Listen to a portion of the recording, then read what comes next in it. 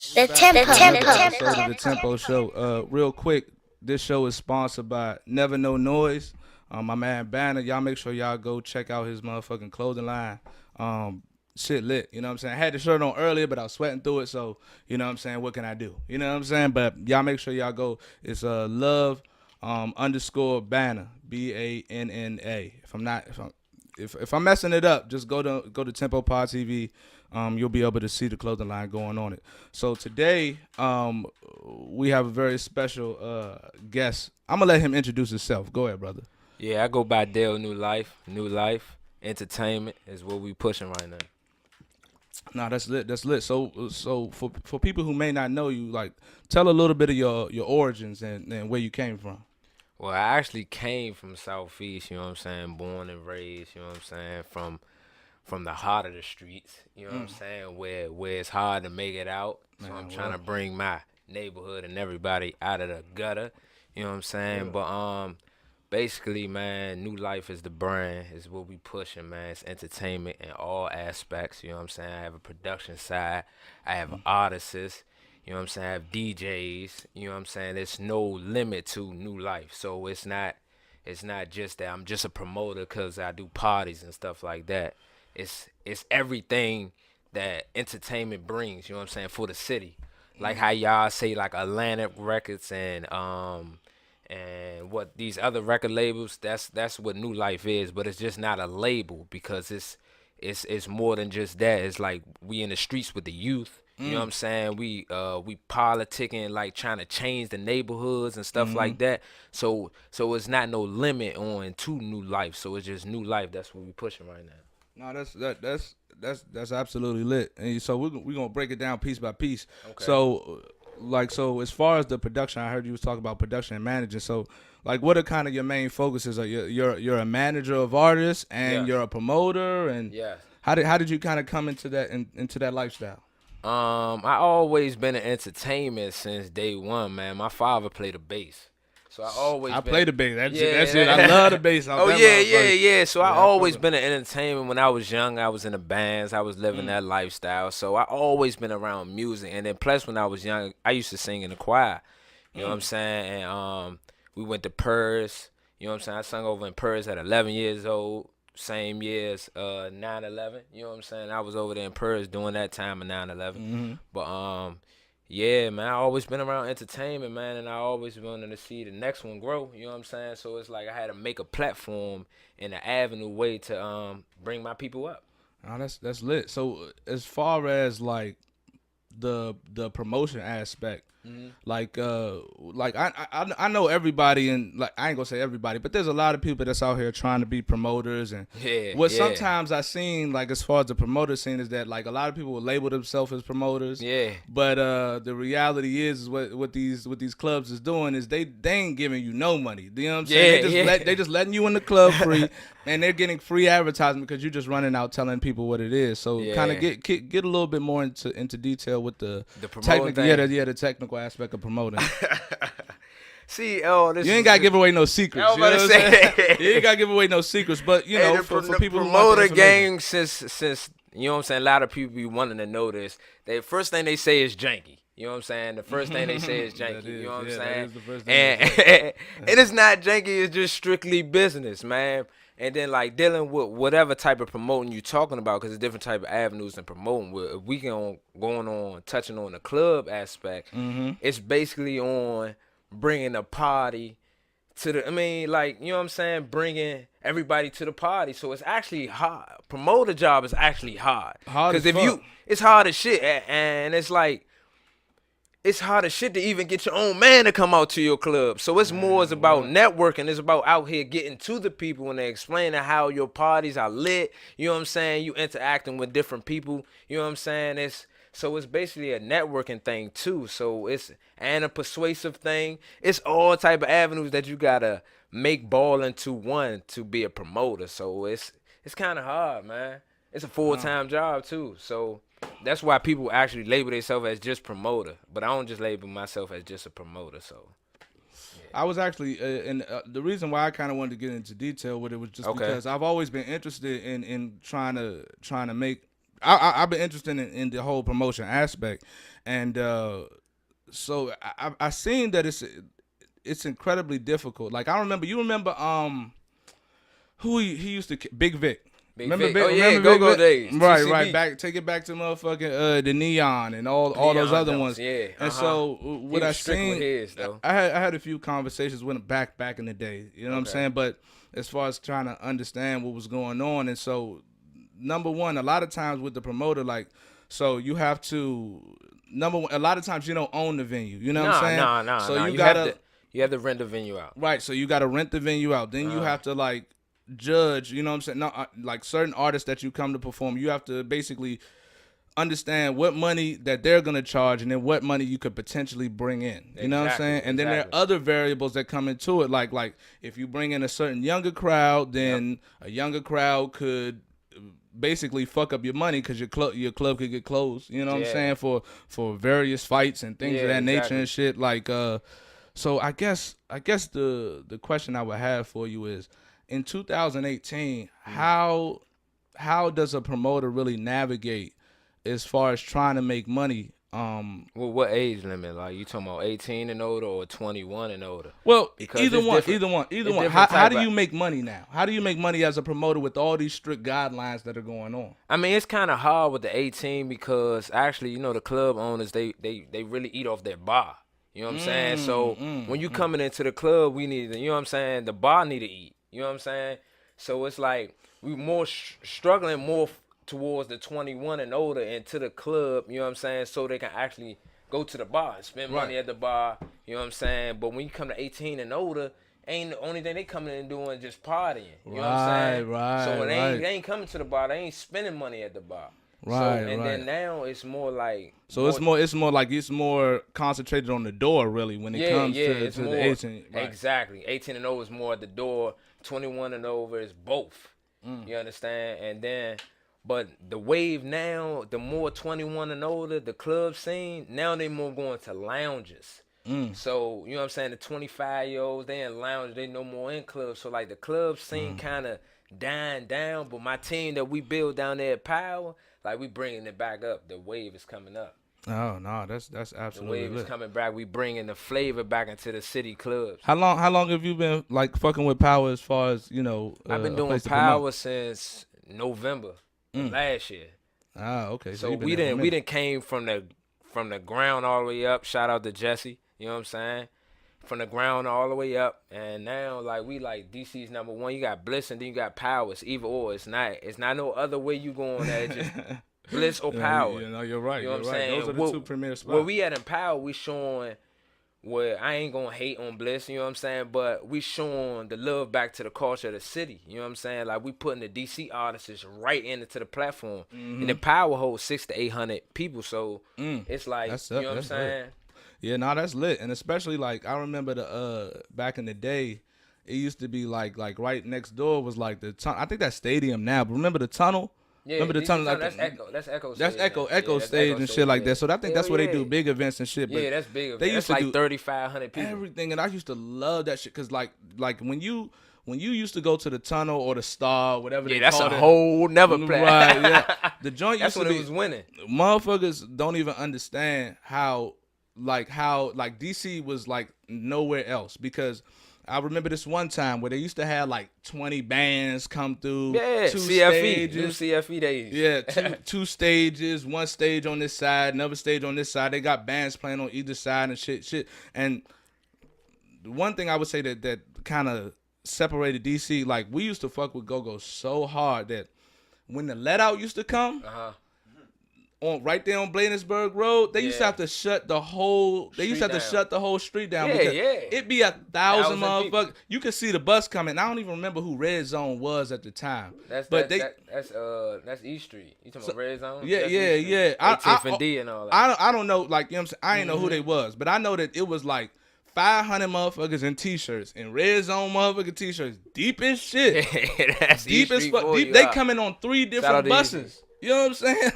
Like squatted on the bus. And when the let out came, it was so flooded. Like it was hard for them to actually carry the show on to the end of to the end of the show. But like that was one thing that you could just say that like DC used to show each other so much love, man. Like, It's like we gotta bring the city back. right, Gotta bring it back. And what happened was, and this is through my own research, is that what happened was, as far as the go-go scene happened, is so in 2008, 2009, they had first thing DC created a law that basically said that it was for any live music, if the police or any police, if they deemed it unsafe, which just means that I have complete authority. If I just feel like it, I can just walk in the club and shut it down. Yep. Maryland followed suit. You know what I'm saying? And what it did was it kind of pushed. I feel like that's what really had that's what really put go-go to where it is now. Where I'm not saying we still holding on. Yeah. You know what I'm saying? But before, I know what you're saying though. Like my man Sick Witty, he used to play for CCB,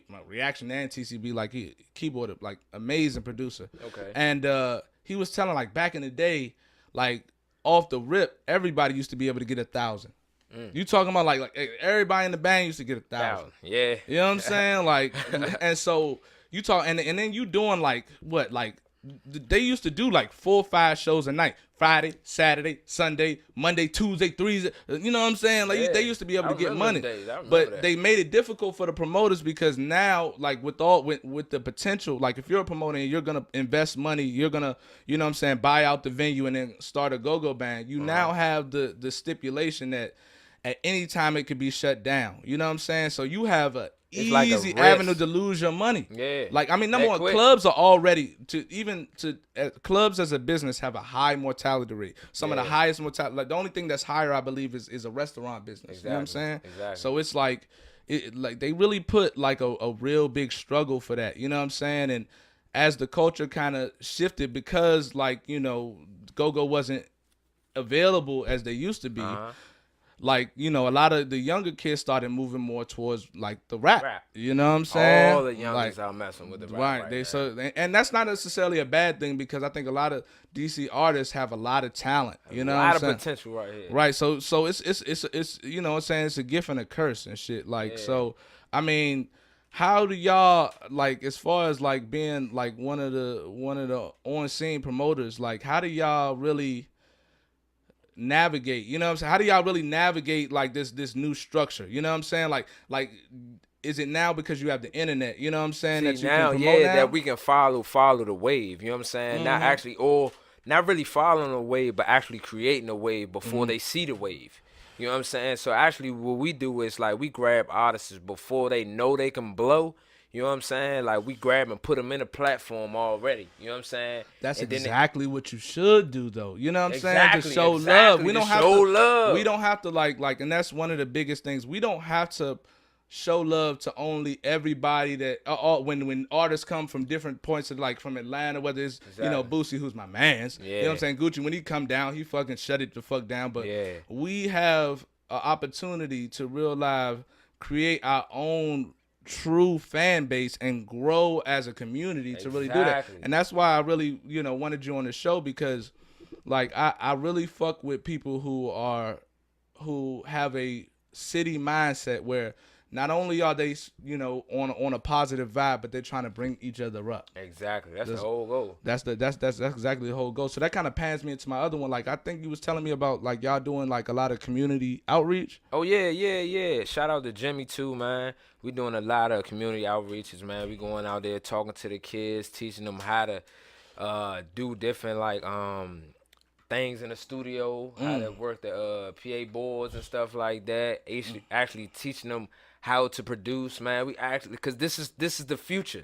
You know what I'm saying? So it's like, this is what they love. If this how I'm going to get their attention, I'm going to feed it to them. Regardless, as long as I get them to sit down in the chair, then I can get into their ear. You know what I'm saying? Trying to better their life, keep on putting them on a positive note, and then rapping what they love, and they're already in the entertainment business. So I just give them what they want. You know what I'm saying? Nah, that's good. But I'm tricking their mind whole time at the same time, but they don't know. He said they tricking their mind. Yeah, I'm tricking their mind the whole same time because if not, they'll be out here doing anything. I mean, a lot of times you got to put the candy with the vegetables. Exactly. You know what I'm saying? You got to mix in the candy with the vegetables. You know what I'm saying? Like, vegetables taste a little bit, this is how I put it, vegetables taste a little bit better with sugar on it. Yeah, man.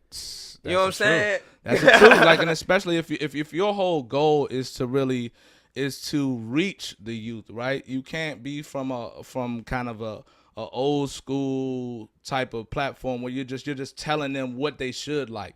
What you should do is adopt what they do like, and then try to Exactly. give them the information that you think that we know that they need. You know what I'm saying? In the mix with what they do like. Exactly. You gotta learn how to understand the youth. You know what I'm saying? Other than trying to like just pushing them and that they lost. You know what I'm saying? I really hate that whole stigma, because it's like, obviously we know, like, I hate old heads that talk so bad about the youth as if they were fucking the greatest generation. Exactly. Like they forgot. Right. You know what I'm saying? To keep it real, there's certain situations we in because they did what they did. That's absolutely facts. That's absolute facts. That's you know facts. what I'm saying?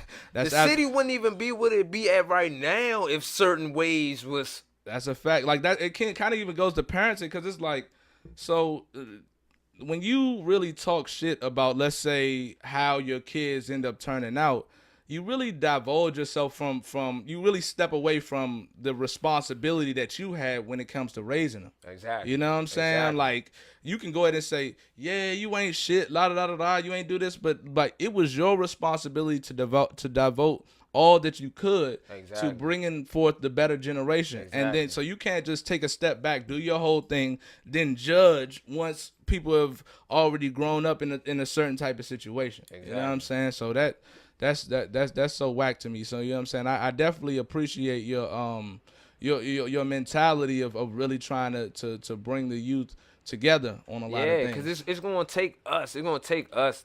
I can't even say like the old head, 'cause I ain't considered as an old head yet. But like, how old are you? Older. I'm 28. Oh, okay, yeah, I'm You know 30. Yeah, you know what I'm saying? So I guess they consider right that box, as the the old head, because the youngest not even making it to 21 right now. So so it's like, That's a fact.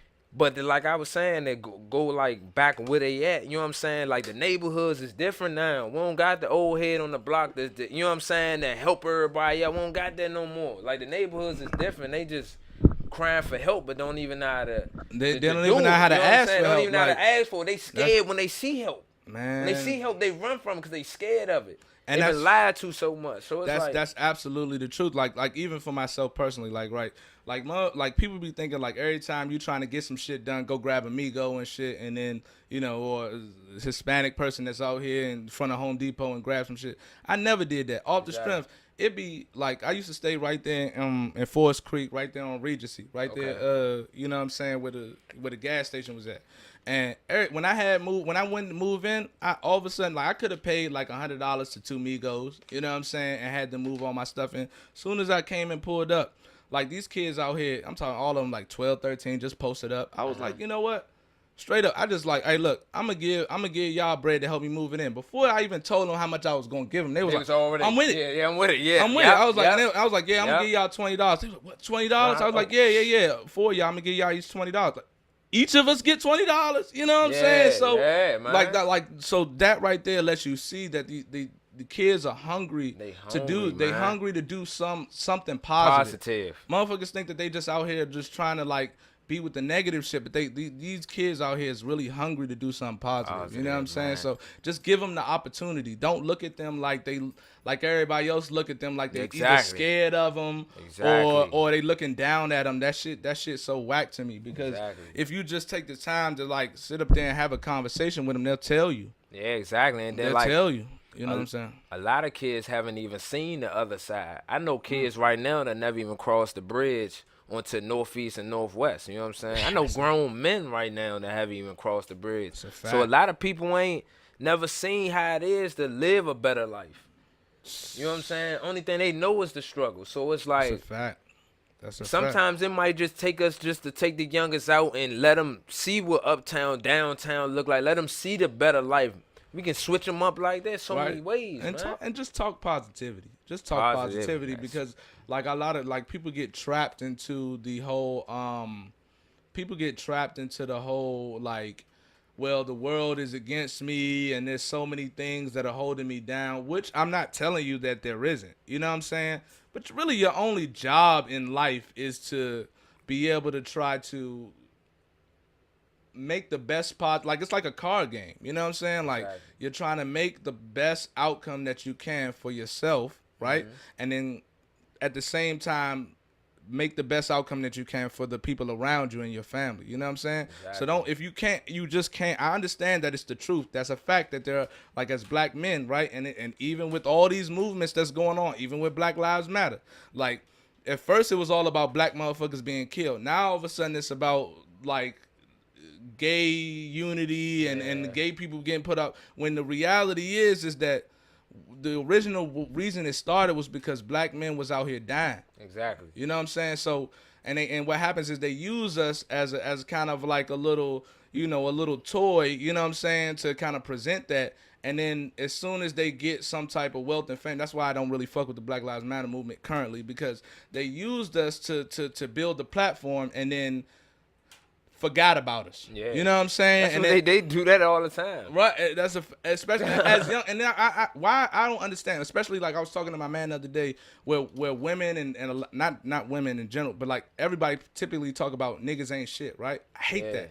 I hate that niggas ain't shit, so, like, because that's mind control, right? Man. That's a final statement. You're saying niggas ain't shit, right? So if you say niggas ain't shit, that's a statement of fact, or whatever you believe to be fact. So it's like, so if niggas ain't shit, then they ain't gonna be shit. They never was shit. So then why even invest anything to them? You know what I'm saying? I don't like that talk at all. You know what I'm saying? I don't think that it's productive. I don't think that it helps us out in any way, shape, or form. You know what I'm saying? That's a control mindset, though. Right. When you control, then and you feeding into the controlness, it's a mindset. Like, and even dudes do that. Even our own black men. It ain't no like you have people that realize their whole agenda is to just bring black men down. Like, I think that, like, they act like they're bringing positivity, but there's no way somebody could bring positivity without. There's no way you can say that you're promoting positivity by bringing somebody else down like that. Like, this is the Instagram nigga named Derek Jacks or something like that, and all he does is say, "Oh, dudes, y'all need to get y'all shit together. Y'all out here living off a girl and this and that." And a lot of. I was like, what person have you ever met in your life that you thought that you were going to inspire them to do better by talking shit about them? Exactly.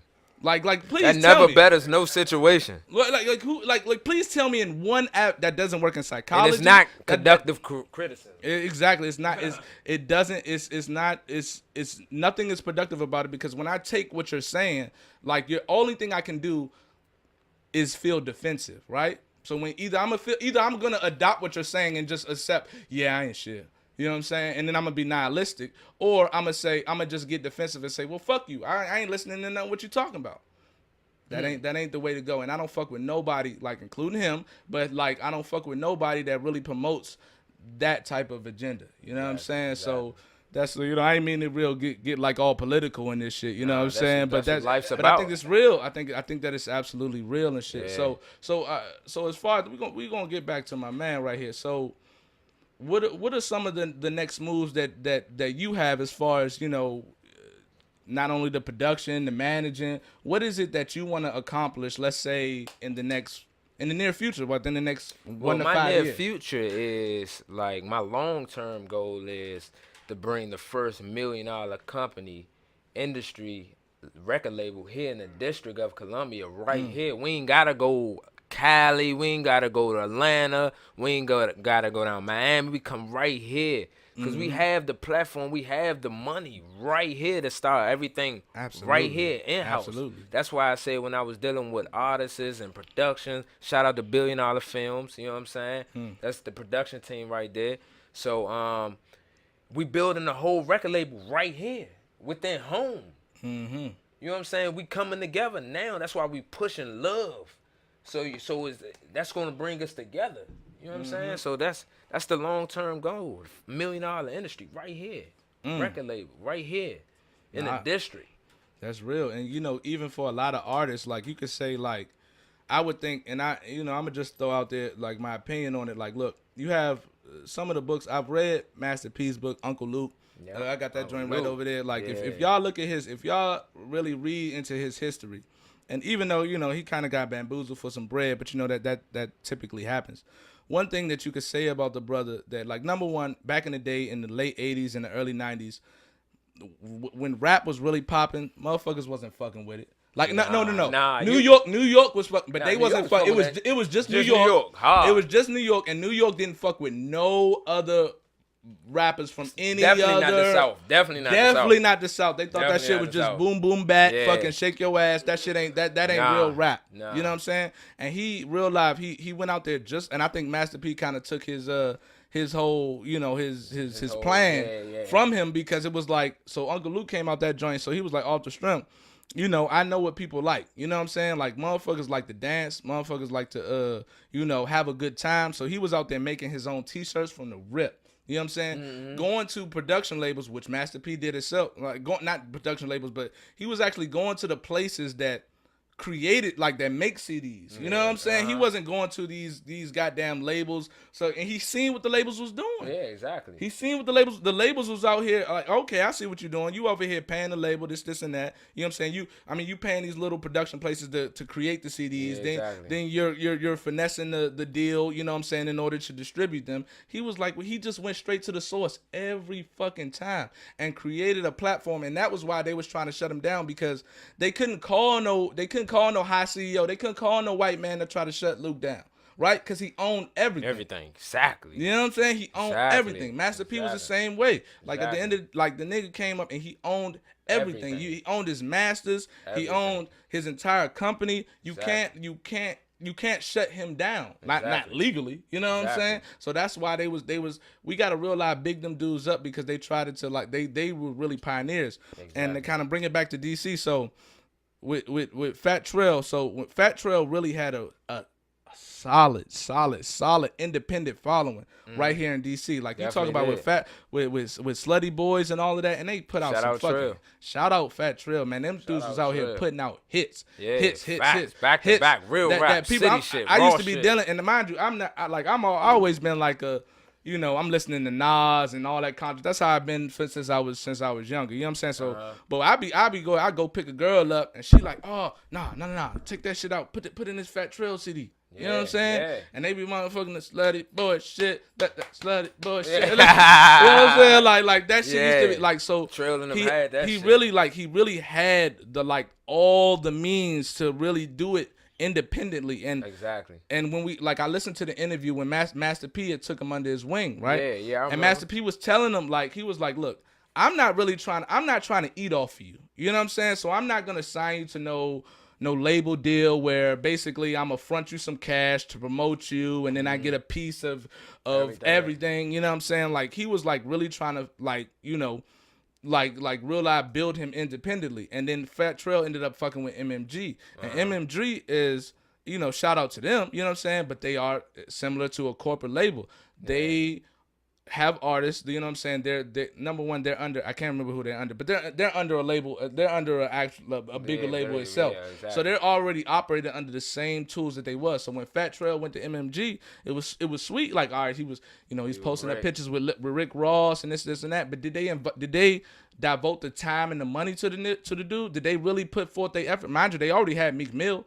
They already had Wale. They already had all these. Yeah. They had Rick Ross. They had, you know what I'm saying, Rick Ross, light-skinned nigga, like, I forgot his name. You know what I'm saying? But, they already had all of that. You know what I'm saying? So it was like, that's why I understand why Master P was talking like that, because he went to MMG, and then what did they do? They bullshitted him. Yeah, you know what I'm saying? And then they bullshitted him. Trail's so much of a good nigga though, man. I know Trail personally, man. Trail a good man, man. I ain't even gonna lie to you, nothing about that, man. Go hard for his craft. He still to this day sit in the studio all night, writing, getting it. Like, the grind ain't never stopped. Like, it just like he just, you know what I'm saying, like. I don't know what it was. I mean, like, but it's the money real lot, because what the labels do is they sit up there and they tell you, like if Master P talking about you can build this brand your own, like, that don't mean endless money right now. You know what I'm saying? That means you gotta thug it out, and you gotta grow and build that shit yourself, like the Migos did. Like, you know what I'm saying? Did. Like, almost everybody did that. Well, not everybody, but I would say a certain amount of people that ended up like that. I'm talking about that made it to, you know what I'm saying, that's still around now, that's making, you know what I'm saying, that's making money now. You know what I'm saying? I mean, they all had to go through that. They had trial the struggle, part. but really, all right. So I would say this, like, I mean, even with like, let's say Future and all them other dudes, what they did, they still ended up signing to they still ended up signing corporate deals and things of that nature. But one thing you could say that I felt like he could have did what the Migos did was because he has such a hardcore following in the what's the name, and he was red hot. You talking about red hot? And then he signed the MMG, and they ain't put no energy in him. They ain't, like, they threw him a bag. They threw him a bag, right? They did. Right, because that's what labels will do. They throw you a bag. You know what I'm saying? Put you can go ahead and get your rollie on. You know what I'm saying? You go ahead and get your mama a house. You know what I'm saying? Fly in the fucking Bentley. You know what I'm saying? But the reality is that, like, are they going to devote that same big money to your promotion? Are they going to devote all of that shit to you being focused as an artist? And that's why artists really need to be careful these days, because if don't get me wrong, sometimes you got to figure out what fits for you. Now, if you really don't have that hard of a following, but you have talent, then maybe you should sign to a label, because you don't necessarily have that foothold in the area to even get your shit out there, right? But I don't think Fat Trail shit was like that at all. You didn't need nobody. You literally didn't, like, DC. He was the running of the youngest. Him, Chief Keef, when they was on that little mix run up right there, they was like they took care of the youngest. Like nobody wasn't listening to nobody but Fat Trail and Chief Keef. That's a fact, and they was right hand men. And I was so blown about that, because, and I understand he kind of got into his issues too. And I'm not trying to act like I know the nigga business, because I don't. I don't know him. I just enjoy his music. You know what I'm saying?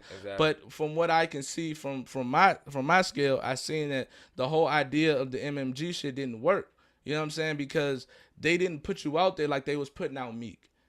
They ain't put you out there like they was putting out Wale and all them other dudes. That's certain stuff is understood. I mean, you know what I'm saying? Don't need to be explained. You know what I'm saying? You can see it yourself just like you saw it. You know what I'm saying? Certain stuff he ain't even got to speak on because everybody see it. Right. So if you have talent, and that's what I'm saying, like, look, if you actually have talent, then and you really have a good foothold, like you're not just big headed for some reason that you just think that you're good and everybody fucks with you. No, like when you actually have a following, a serious following where the city kind of holds you, you should realize do your own thing, man. Like be as independent as you possibly can, because like you would be up, like the returns off you putting in that work is so great that you know what I'm saying. And then within the mix, when all that come around, you got to be around the right people too, man. It's I see that a lot of people be around be persuading them to do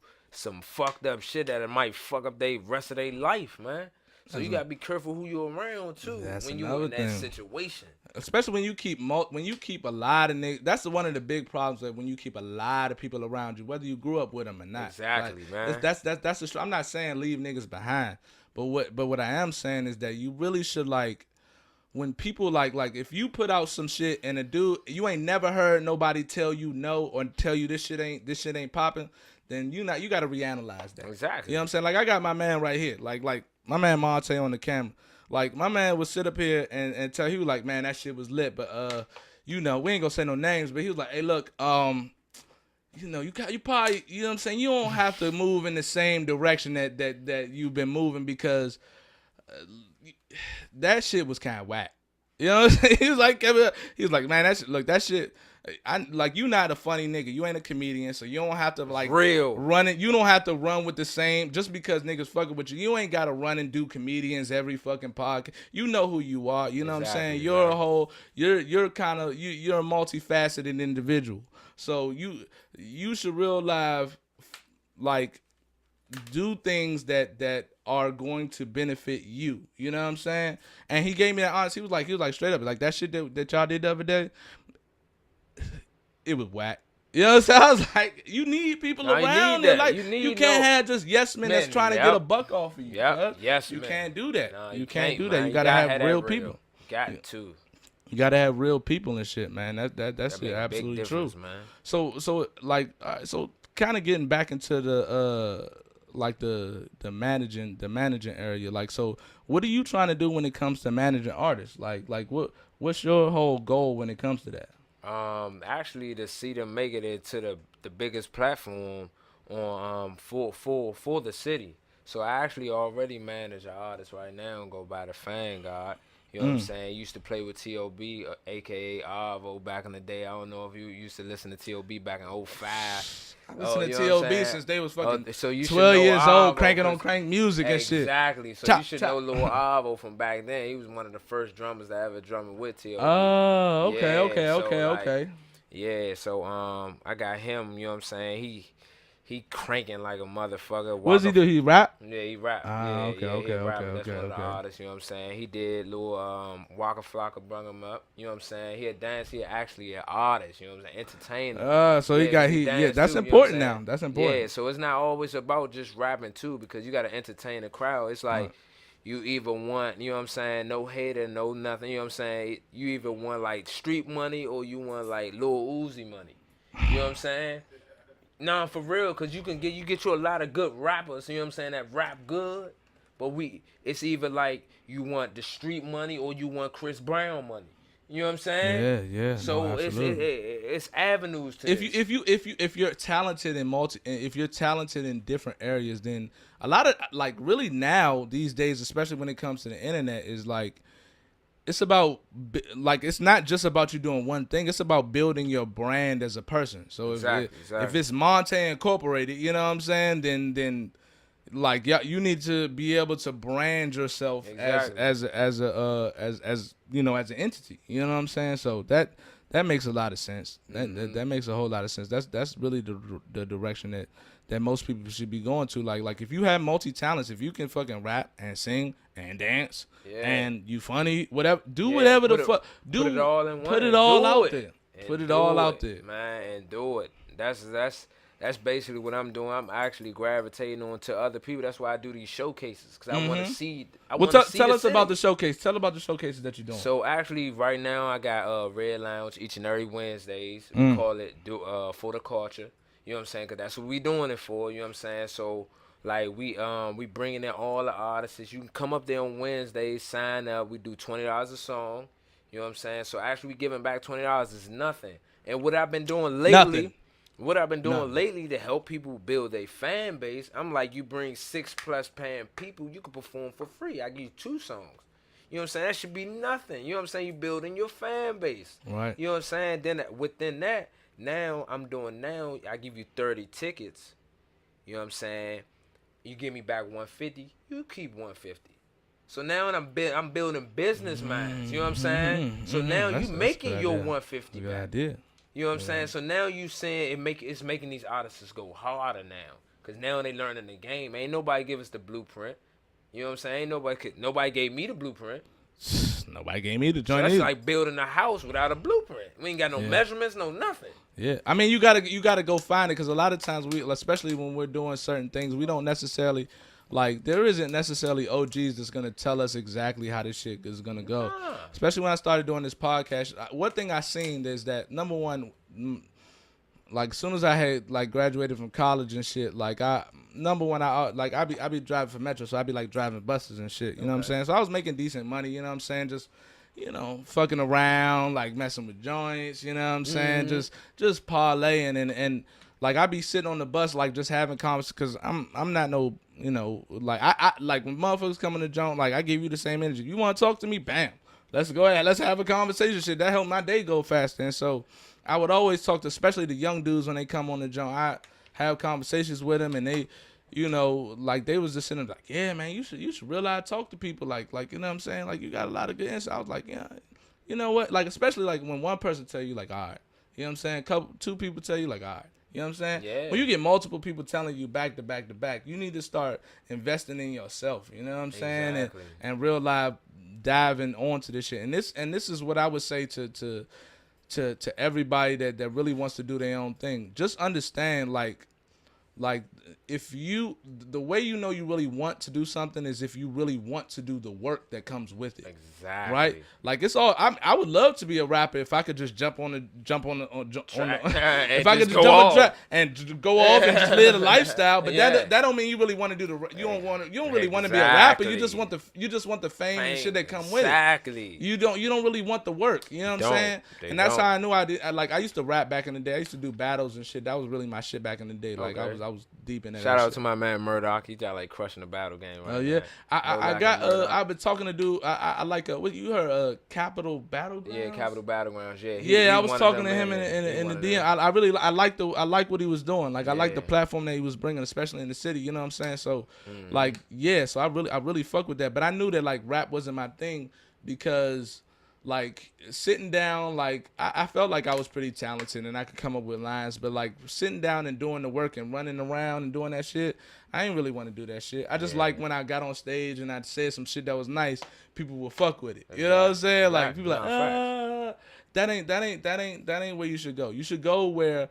you feel like putting the work in. And when I like as far as like it took me a while to develop. I'm 30 years old. You know what I'm saying? So once I realized what I really understood, what I wanted to do is like I don't mind being in front of a camera, in front of a mic, but I like talking to people. You know what I'm saying? Because people, like man, people have some of the most interesting stories that like I could bring anybody on here, and I'm sure if they put their heart out, like you really be able to like get some really good insight from anybody. You know what I'm saying? Facts. So that's why I like talking to people. So I was like, and mind you, I listen to endless podcasts, endless. You know what I'm saying? So I was like, this podcast game is really jumping off the wood. You know what I'm saying? And I don't really see too many. I mean, shout out to Neo Noir. You know what I'm saying? And shout out to some of the other podcasters in the DMV. Okay. But I really seen it was a lane. It's a lane. You know what I'm saying? That people don't really recognize. Yeah. You know what I'm saying? And with my love for the city, I don't want to live nowhere else. You know what I'm saying? Like I don't want to live nowhere else. With my love for the city and my love for talking to people, I was like, well, shit. I was like, this is what I want to do, and I know I'll do the work to go all in. So that's when I started the podcast. I was like, all right. So when I first started out, I'm motherfucking dealing with some bullshit ass mics that I got off Amazon, and I'm out here just rapping to my mans and them, rapping to other people and shit. I was like, I love this shit, but then you know what I'm saying? I had to do endless work because I was like looking like, yeah, my quality trash. Look at my you, attitude, man. my art, yeah, right. Yeah, you know what I'm saying? Like I was, look at you. And a lot of this was talking about this is fucking digging deep in my pockets off the strength and not making no bread on it. I don't give a fuck if this shit makes nothing. That's the real shit. That's the real shit. Cause I don't give a fuck. If I can just do this, I just fucking invested endless shit, got loans, like real life, dove into this shit off the strength. And if I could just sit here and talk to people for the next 20, 30 years and just put that content out for people to be able to absorb, I'm with that. I don't give a fuck. I'm not saying I ain't trying to make no money off it. I would love to. You know what I'm saying? And I'm working. It's going to come. Right. You know what I'm saying? But at the same time, I could give a fuck if this shit makes no money. I give a fuck if people fuck with it. You know what I'm saying? Yeah, nah, I can give a fuck if people fuck with it because if people don't fuck with it, I love it. Mm-hmm. You know what I'm saying? Like I love this shit. Facts. You know what I'm saying? And so if you want to know whether you want to be a rapper, if you want to be a singer, if you like, it's not just about singing. It's not just about rapping. You got to sit up here and do the work behind the scenes and learn from people that the information out here how to do the work behind the scenes ain't just available on YouTube. Exactly. You know what I'm saying? Like you got to realize talk to people that's in the box. Yep. You know what I'm saying? You got to realize put in the work, the grind time. When you get all right, so you got to take care of your kids and do the work. All right, I mean and pay your bills. Cool. So then all that extra time you got when you get off of work, that needs to be on this shit. Yep. You know what I'm saying? Yep. That's how I was doing it. You know what I'm saying? Like I was like I go to work like in my old schedule, I was doing 12 to fucking 8. You know what I'm saying? So when I get up in the morning, I wake up at 8 o'clock in the morning, try to edit some videos, then realize I'm some shit at editing videos. You know what I'm saying? So then let me get on YouTube, fucking get some books to realize. Like they like, hey, look, you go ahead and keep trying to do that shit on iMovie, your shit gonna be garbage. You gotta get Final Cut Pro. All right, bet. Drop to 200 for that. You know what I'm saying? Do it. You know and once you drop it to 200, you still don't know how to work this shit. You know what I'm saying? Yeah. So that means spending hours and hours and hours trying to figure out some shit that you don't even know. You know what I'm saying? But that's all a part of the game. And if you don't enjoy the grind of it, you're not going to be successful. You know what I'm saying? That's just real shit. Facts. That's real shit. And I'm sure the same thing with the promotion shit. Motherfuckers think like, and that's how these motherfuckers, these goddamn, that's how these motherfuckers Bliss and all these motherfuckers, they be like, oh yeah, you're a promoter. Hey, look, they motherfucking take a picture with their whole promotion team, right? Yeah, this is our promotion team. They ain't paying these niggas a fucking dime. You know what I'm saying? Facts. They just letting you come in. Like, you can come in and get two other people free. You know what I'm saying? That's it. And they realize eating off of you because you promoting that shit for the free. Yeah. You know what I'm saying? That's how the game go too. That shit real as fuck. So I'm sure, like, you know what I'm saying? You got to be with it for the grind. That's all. You know what I'm saying? Man. It gotta be coming from the heart. It gotta be genuine with doing anything in life. You know what I'm saying? Anything. It just gotta be genuine. Business, all that, man. Gotta be genuine, man. When I was watching a lot of P. Diddy interviews and documentaries, man, he was doing almost the same things I was doing, cause Diddy known for throwing parties for real. If you want to go up HU, take it back. Take it back to HU. Stop watching this shit like it's TV. This shit is a DC, fucking book. You know what I'm saying? If you want to go back to them, he started from doing parties and stuff. You know what I'm saying? But you want to know what kept him going? Customer service, genuine. Every documentary I saw, it was always customer service and genuine business, man. Right. Of course, you get your bumpy roads. You know what I'm saying? You know what I'm saying? You get people that's going to play with you. You know what I'm saying? People, it's going to be negative because you're doing positive things. You know what I'm saying? And you moving. So it's about always being genuine and great customer service when you're a businessman. Right. The networking, people don't understand that, like number one, we're social creatures, like just people in general. So networking is so important. Like that's why they say school is important, because you have to learn how to be able to articulate your idea to somebody else. Like if somebody can't understand what you're dealing with, then you failed in a sense. You know what I'm saying? You have to be able to articulate your thoughts. Like that's why we say telling kids to stay in school. It's not just to stay in school just so you can learn all about history, although history is definitely important. Yeah, I'm very important. I'm a history buff. But like at the same time, what it's really about is being able to articulate yourself so that you can be successful in the world. Because when you have articulated speech, then you really have a tool that will be able to guide you regardless of the occupation that you decide to join in on. You know what I'm saying? So it's definitely important. You know what I'm saying? Like, yeah, it definitely is. You know what I'm saying? Like, whoo, it's like I don't even know how to really stress it enough when it comes to just being able to whatever job you're talking about, whether you're working at McDonald's or you promoting shows, you need to be able to talk to people and be able to, so that people can follow what you're talking about. Exactly. Right? Exactly, for real.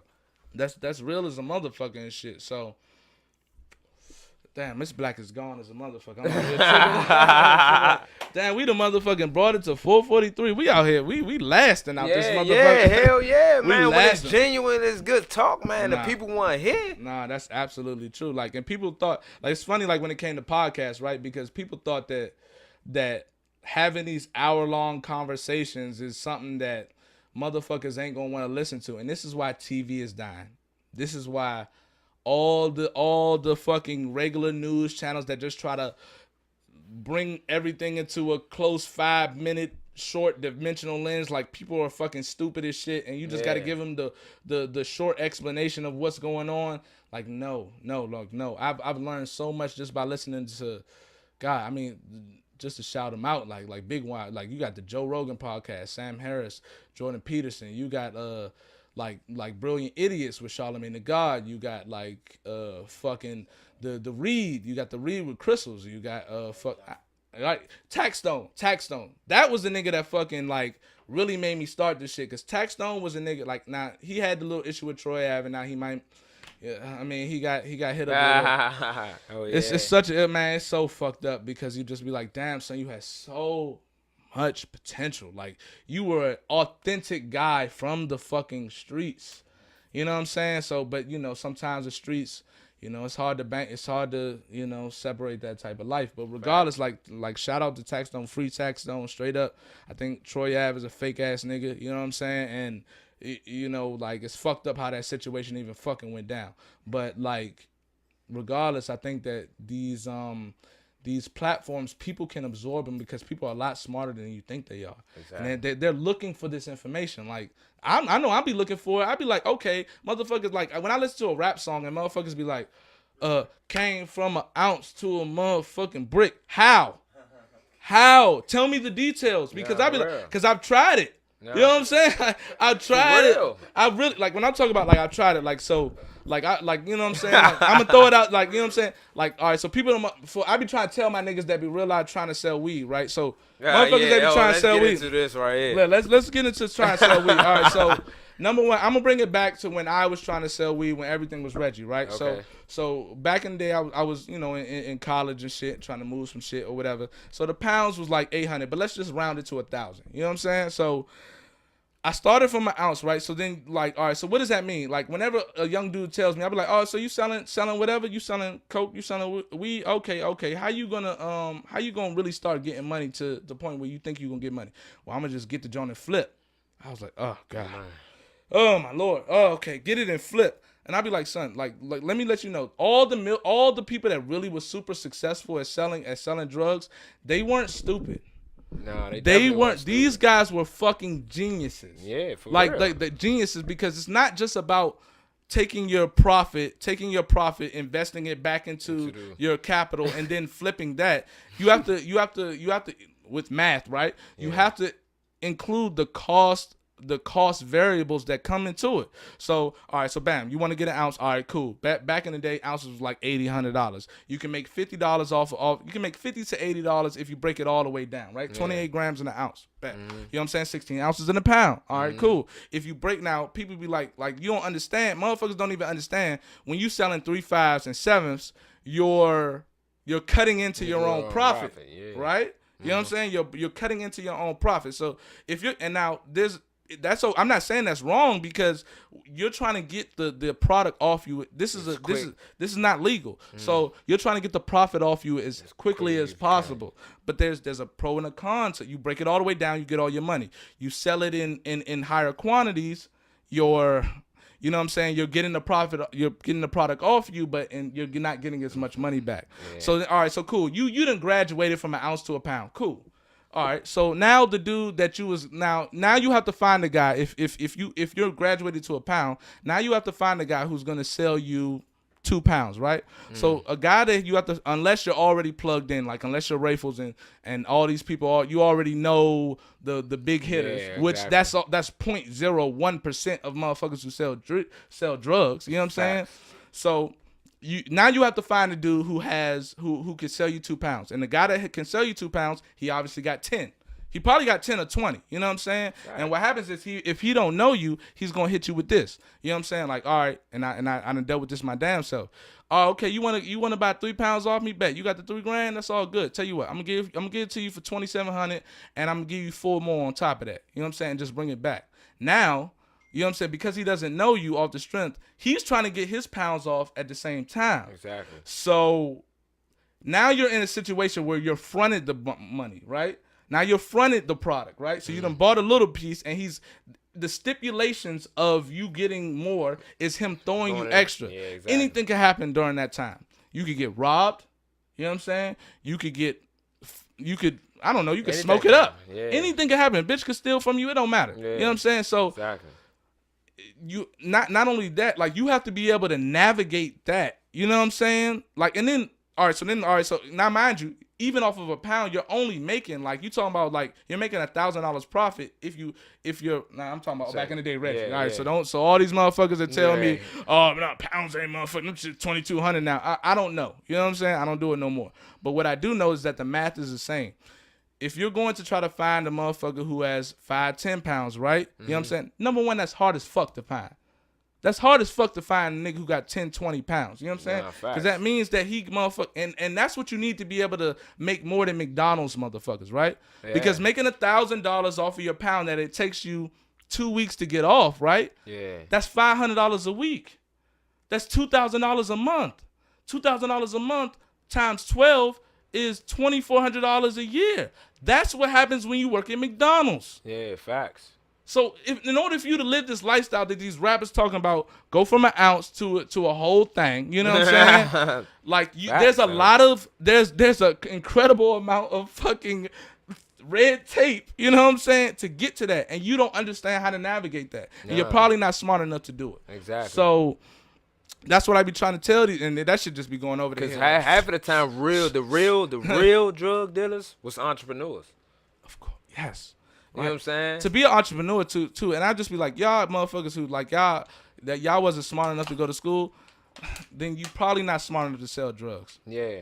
Selling drugs is like starting your own business with a huge with a huge shit on your fucking back. Yeah. It's like navigating a fucking landmine. And you have to be incredibly smart and lucky. Not just smart, but smart and lucky to be able to graduate towards making enough money where you can not only sustain yourself but sustain your family and be able to afford things that you could just go off on. You know what I'm saying?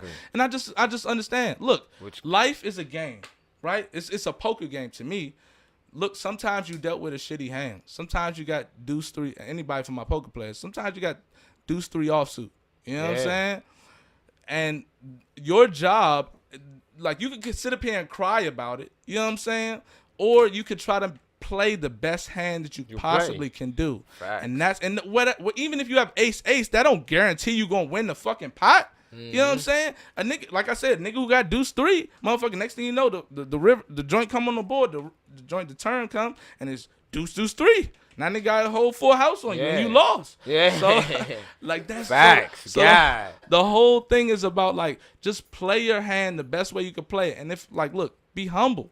Like, so if you're not that smart, stay out of the drug dealing, cuz. Go get your CDL. Ain't nothing wrong with a job. Nothing wrong with, like, play your best hand to make as much money as you can. Exactly. You know what I'm saying? And if you are smart enough, then, you know what I'm saying, take those risks that you can. Like, don't just settle. You know what I'm saying? Take those risks that you can do to try to make the best that you can do out of your life. You know what I'm saying? So I think a lot of youngers needed to hear that. Man, that's a whole fact. I be trying to tell this A lot of youngers nigga, needed to hear that. motherfuckers get a whole pack, and We should have put that on Fox 5 News. Right, that's a fact. Like, you know, I've dealt with weed and ecstasy. I never really fuck with coke, but I do understand that weed kind of doubles your money. Ecstasy could triple it. Cocaine, depending on whether you rock it up or just sell it powder, can go 6 times it, if I'm not mistaken. I might be wrong, but it's somewhere around that math. You know what I'm saying? Yeah. But regardless, like, the risks that involve, you can't just say that you're going to get rich off of selling drugs because you don't even understand everything that goes into it. Yeah, exactly. And like, son, you have to be a fucking genius. Like, look at most of these motherfuckers, like. Okay, all right. It's just like the same thing. You got. Right. It's just like your occupation. Right. You gotta research. You gotta find out what's going on. Like, you gotta. Like, you can look at it. All right. So there's this thing called the Pareto Distribution, right? So this guy named Pareto that figured out that with any business or any hierarchy, right? What basically happens is there are, whatever business, you could call it selling drugs, or you could be having a restaurant, or whatever the case may be. What happens is there's about 10% of the people who put forth maximum effort, and they're going to get 50% of the profit, 50% of the residuals of whatever it is that's going on. Then the next 30-40% are going to be people that are in the middle, right? And those people that are in the middle are pretty, like, susceptible. They can run they could fuck up. You know what I'm saying? And then the other 30-40% are just going to fail. You know what I'm saying? And that doesn't matter what business that you're in. So understand the percentage that you have in order to be successful with any avenue that you're talking about doing. And that's why I say don't sell drugs, because unless you are a genius, unless you're like Alpo, where you can real live relay numbers in your fucking head, and that's really like zero. That's like 0.001% of the population. Unless you're a genius that can relay these numbers in your head and be able to incorporate all the other variables that involve it, the risk that comes with it is not gonna. Like, you're more likely. I could give you a 90% chance that you're gonna either end up either dead or in jail. Facts. You know what I'm saying? Because, and I'm not even incorporating the part that you have to be lucky. You know what I'm saying? That's just, I ain't even throwing the fact that you got to be lucky, because even the smartest niggas could get bulled over. Yeah. You know what I'm saying? So I know I just went on a tangent, but like, that's just my opinion on the whole shit, like how people should really orchestrate their lives and shit like that. But I'm is there anything else you want to go over? No, we getting it in. Yeah. I ain't want to fuck you up on this shit, because this your shit. You know what I'm saying? Keeping 100. We are getting it in, man. Yeah. So I mean, what the people needed to see. Man, they see this. It's real, raw. It is though. It like, ain't no games out here. It isn't any games. You know what I'm saying? And that's why I'm glad that you came through, because what we need to do, right, is I'm not gonna bring any motherfucker on here that is that's gonna complain about the way life is.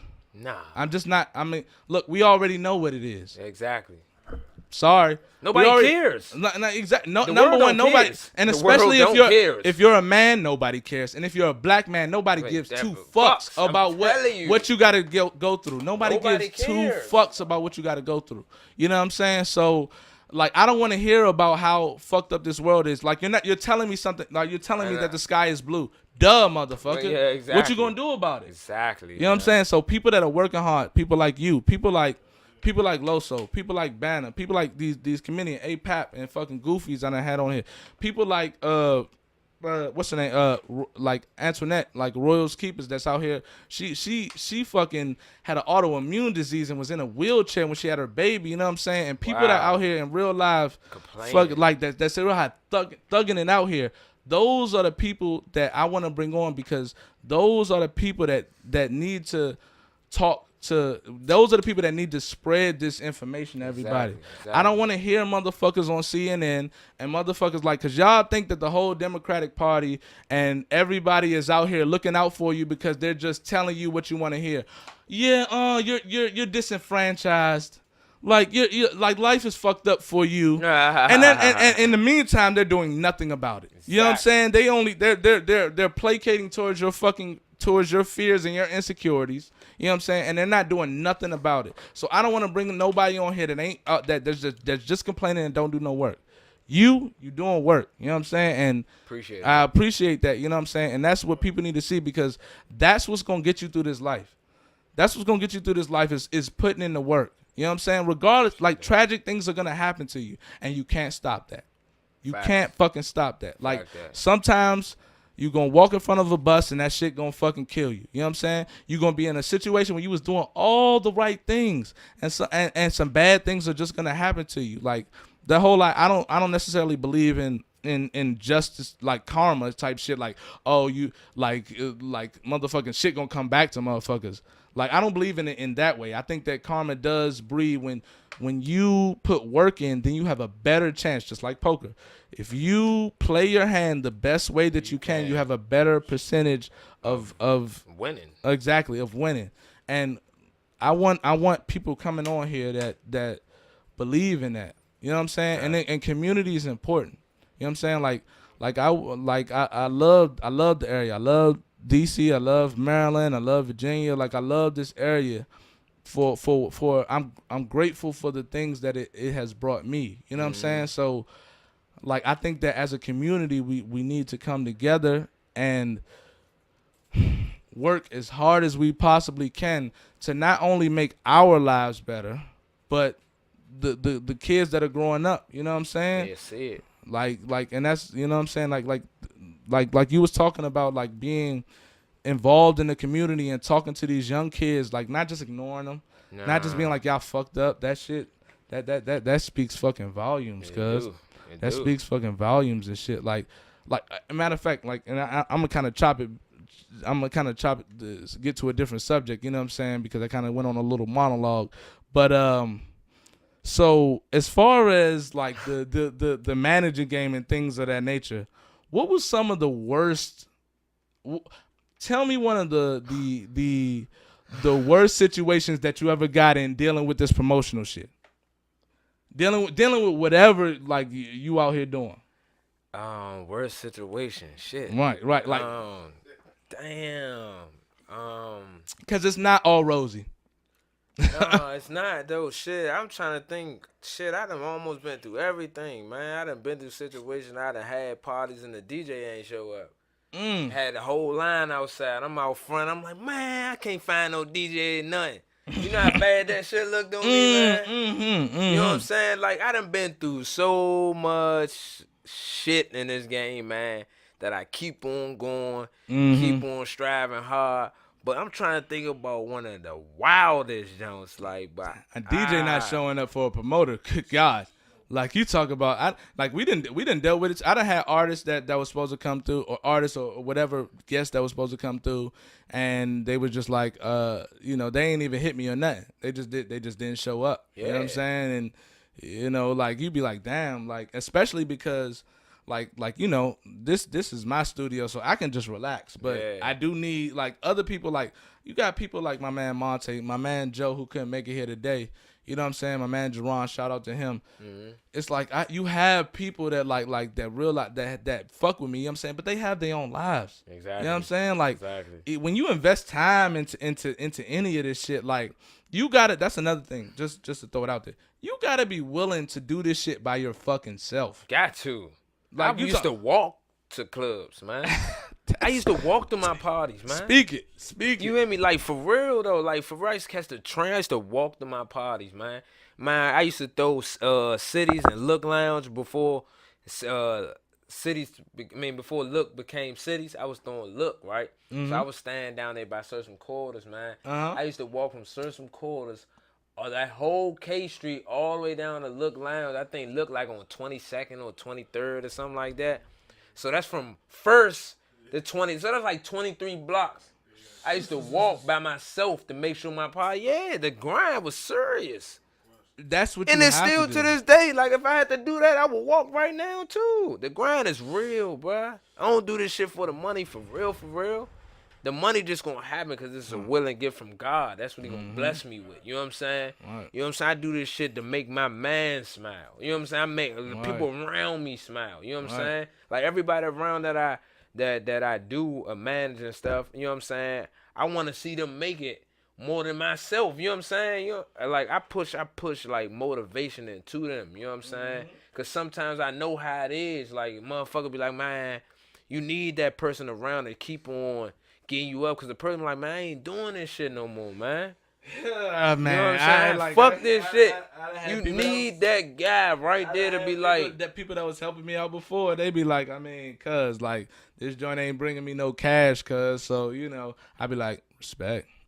I understand. I'm not even mad at you. You know what I'm saying? I deal with that a lot. I done deal with partners. I had endless partners and throwing events and stuff like that, and we ain't make no money. Then eventually I just saw them just saying, leaving away. You know, right. Example. Next time you call them, they be like, you be like, hey, cuz, you fucking with the man?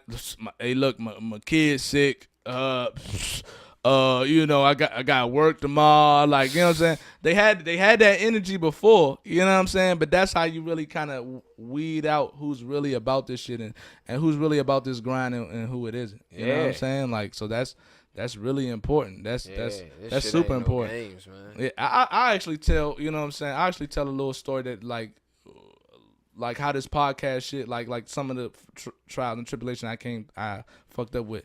So, on my first podcast, I had Kokomo.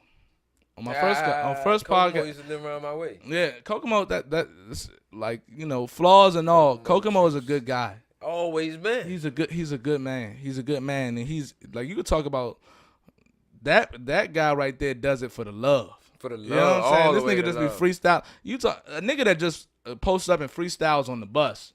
You know what I'm saying? Just because he likes to rap. Yeah.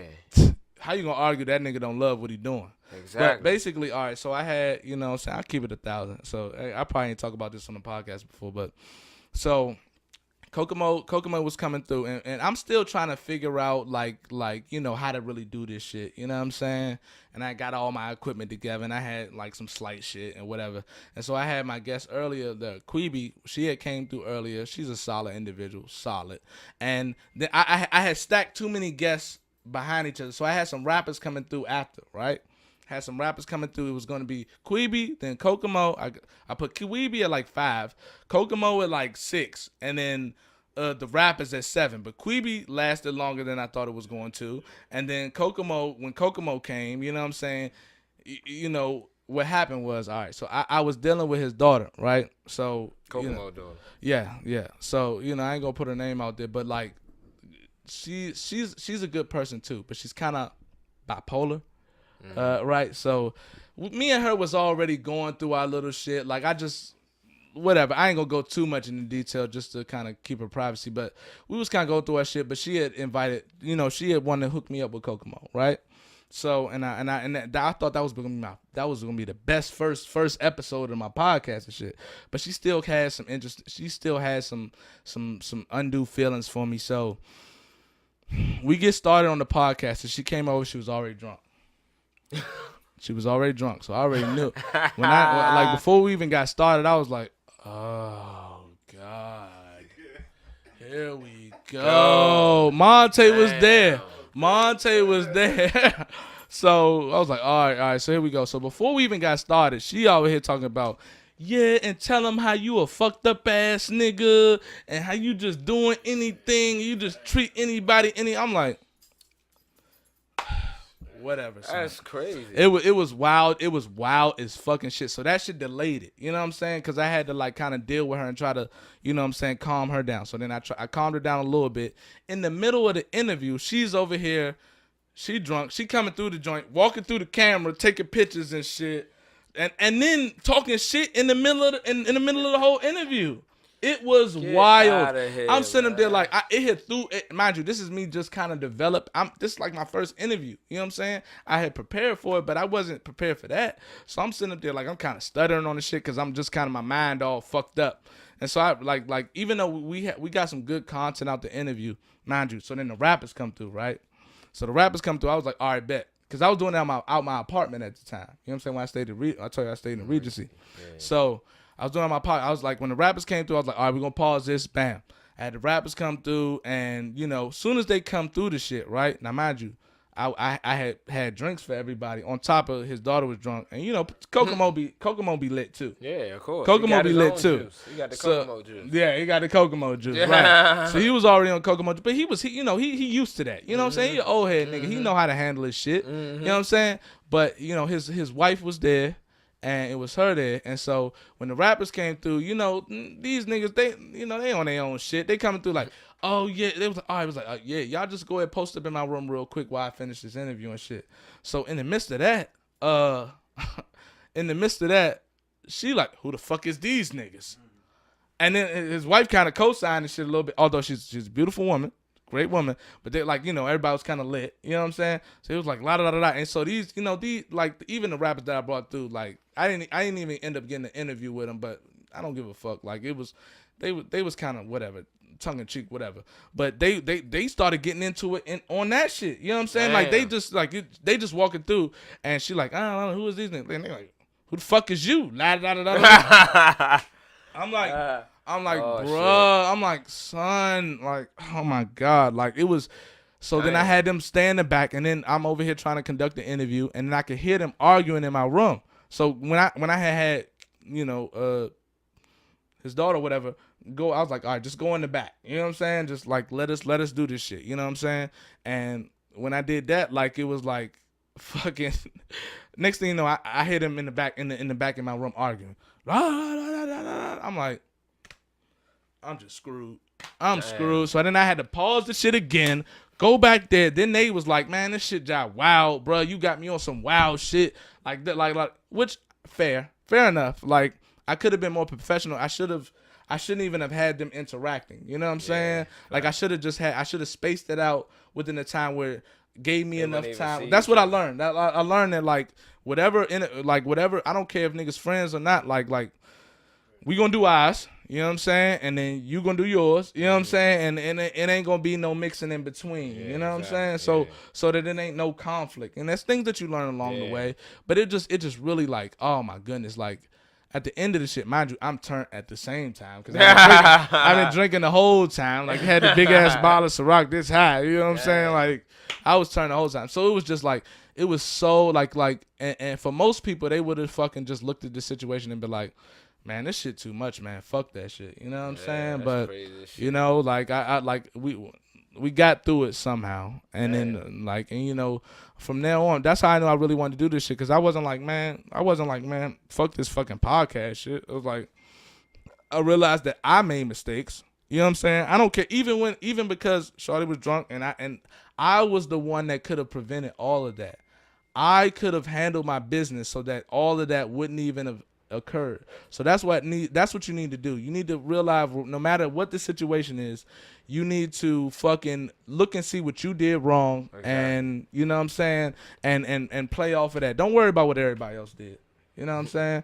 But yeah. Facts. So We out here, man. It's 5:20. You know what I'm saying? We out here. We got a solid.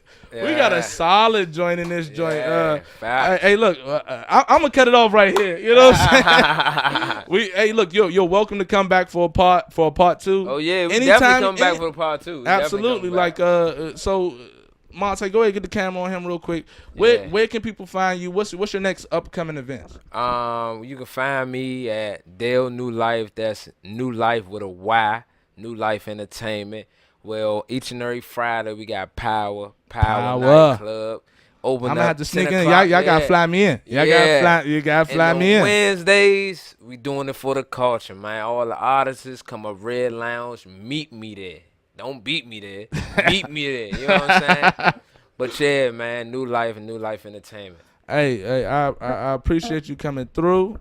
This was one of my best podcasts. I really got to get my shit off in this joint. You did too. All right? That's lit. But yeah, man, this is the Tempo Podcast, man. DMV Speaks. We're gonna holler at you. Make sure that you go ahead, check out my man Banner, Never No Noise, Love _ BANNA, or just come to my page. You'll be able to see Banner. He all over that joint. Go buy his clothing line. The man is a real solid dude. The clothing line ain't no bullshit. The shit lit. You know what I'm saying? But thank everybody for listening. We're gonna holler at you.